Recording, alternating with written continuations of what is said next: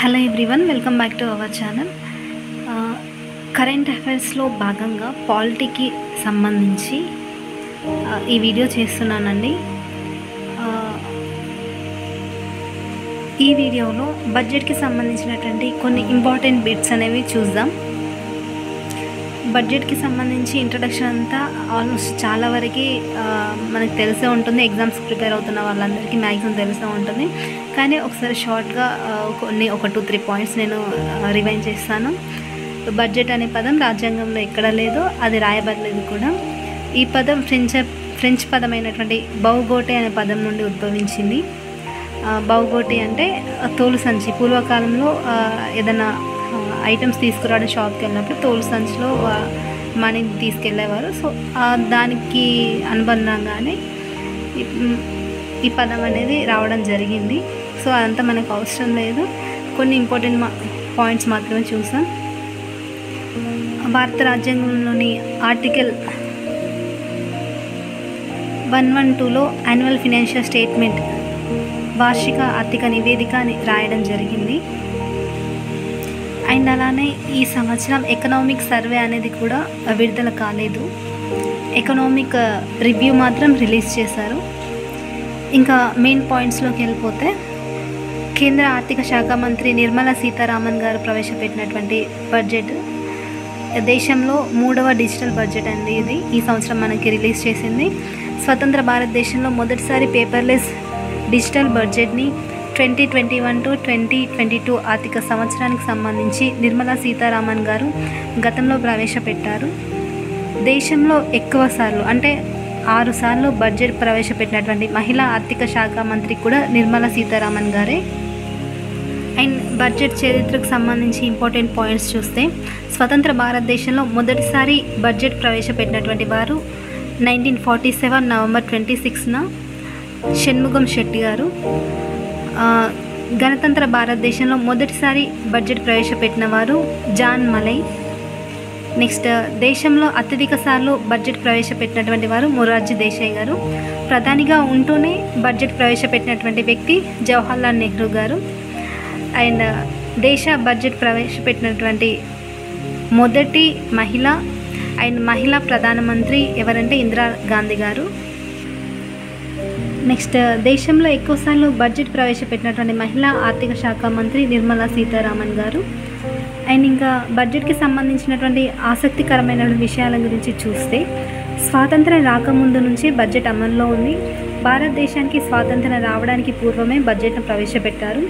తొలిసారి 1860లో ఏప్రిల్ 7వ తేదీన ప్రవేశపెట్టారు. ఈస్ట్ ఇండియా స్కాటిష్ ఆర్థికవేత్త జేమ్స్ విల్సన్ బడ్జెట్ను బ్రిటిష్ రాణికి సమర్పించారు.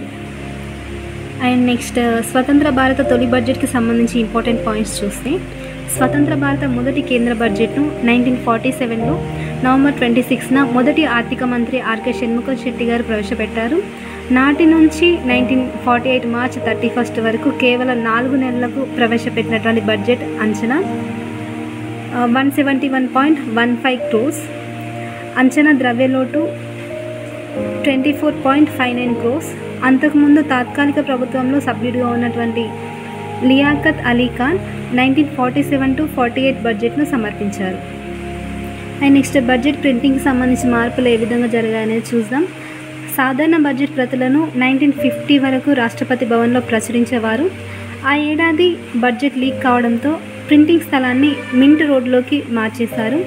1980లో నార్త్ బ్లాక్లో బడ్జెట్ కోసం ప్రింటింగ్ ప్రెస్ను ఏర్పాటు చేయాలని కేంద్రం నిర్ణయించింది.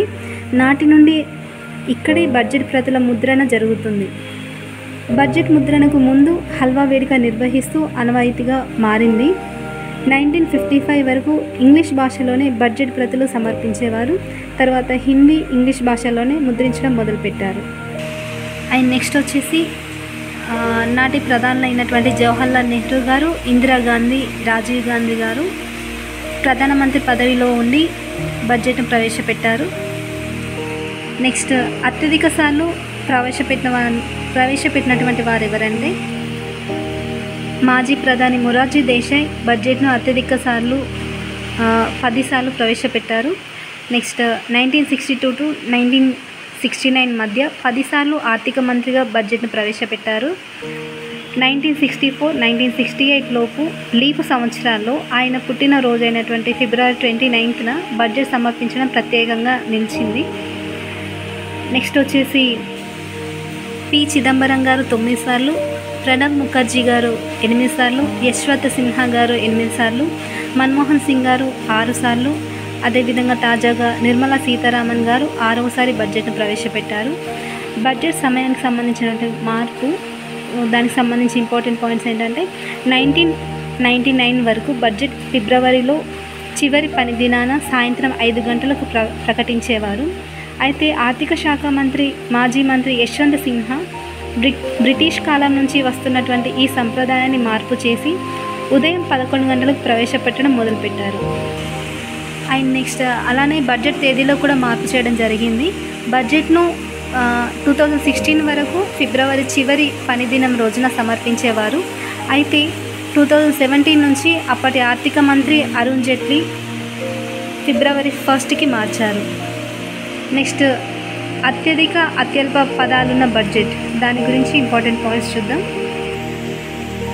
ఫస్ట్ పాయింట్ వచ్చేసి 1991లో పివి నరసింహారావు గారు ప్రభుత్వంలో మన్మోహన్ సింగ్ ఆర్థిక మంత్రిగా ఉన్నప్పుడు అత్యధికంగా 18,650 పదాలు ఉన్నటువంటి బడ్జెట్ను డాక్యుమెంట్తో దేశ పద్దును పార్లమెంట్లో ప్రవేశపెట్టారు. నెక్స్ట్ 1977లో నాటి ఆర్థిక మంత్రి హీరూభాయ్ ముల్జీభాయ్ పటేల్ సమర్పించినటువంటి బడ్జెట్ అతి చిన్నది. ఆ బడ్జెట్లో 800 పదాలు మాత్రమే ఉన్నాయి.